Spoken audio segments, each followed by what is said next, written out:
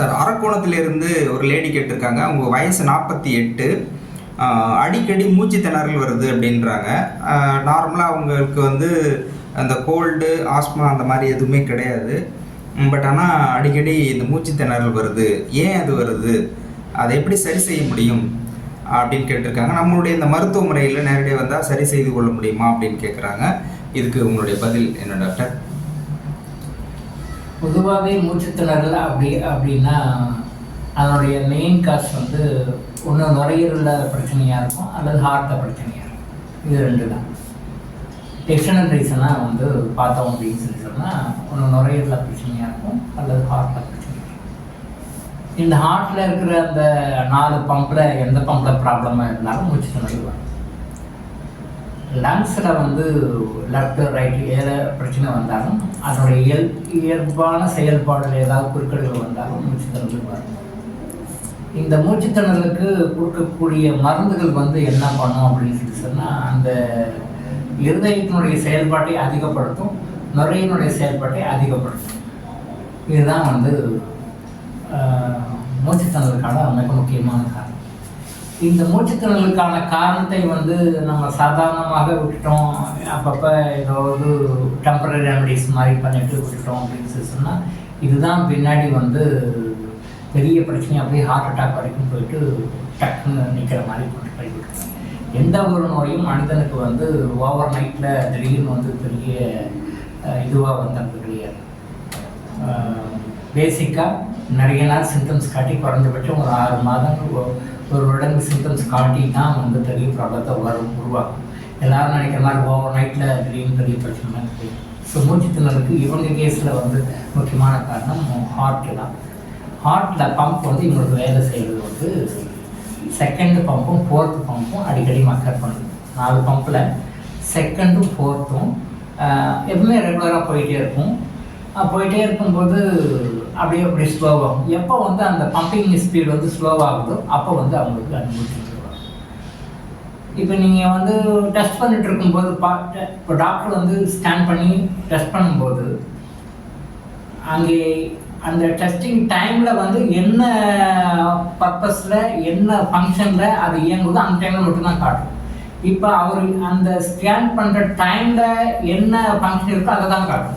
அதுக்கு முன்னாடியே பின்னாடியே ரிப்போர்ட்டில் காட்டாது. அப்புறம் நம்ம என்ன பண்ணோம், அந்த ப்ராப்ளம் இல்லைன்னு சொல்கிறோம். பட் எப்போ அந்த ப்ராப்ளம் இருக்கோ அந்த டைமில் ஸ்பெசிஃபிக்காக அந்த டைமில் பண்ணோன்னா நம்ம கரெக்டாக அந்த ரிசல்ட்டு கரெக்டாக டாக்டரில் கரெக்டாக காட்டும்.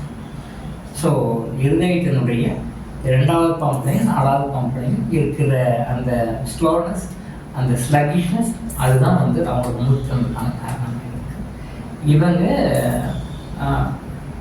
ஃபிங்கர் யோகான்னு சொல்லுவோம், நாம் கிறிஸ்டல் யோகான்னு சொல்லுவோம். அந்த யோகாவை ஜஸ்ட்டு வீட்டில் உட்காந்துக்கிட்டு டெய்லி ஒரு 1/2 hour அந்த யோகாவை பண்ணிவிட்டு சில மூலிகை மருந்துகளை கொஞ்சம் தொடர்ந்து எடுத்தாங்கன்னா மூச்சுத்திணறல் சரியாயிடும். ஆனால் இந்த மூச்சுத்திணறலை வந்து ஆரம்பத்திலே சரி பண்ணிக்கிறது நல்லது. இந்த அவங்க சொல்லியிருக்கிற இந்த வயசில் மூச்சுத்திணறல் வந்து வரக்கூடாது தான். அதெல்லாம் வந்து எபோவ் 70 எபோவ் 80 வர வேண்டியது. பட் இது வருது. திரும்பவும் இவங்களுக்கு சொல்கிற ஒரே ரீசன் முடிஞ்ச வரைக்கும் நான்வெஜ் அவாய்ட் பண்ணி இவங்க கேஸ்லேயே. ஸோ நான்வெஜ் சாப்பிட்றேன் அப்படின்னா கூட நார்மலாகிட்ட பிறகு சாப்பிடலாம். சாப்பிடக்கூடாதுன்னு அப்படி சாப்பிடாது தான் நல்லது. பட் சாப்பிட்றீங்கன்னா இந்த ஹார்ட்டுக்கு வந்து ரொம்ப, ஏன்னா ஹார்ட்டில் வந்து கொஞ்சம், ஏன்னா உங்கள் பாடியில் வந்து 24 hours வந்து ஒர்க் பண்ணிட்டுருக்கிற சில உறுப்புகள் இதயமும் ஒன்று. எல்லா உறுப்புமே 24 hours வேலை செய்யுது.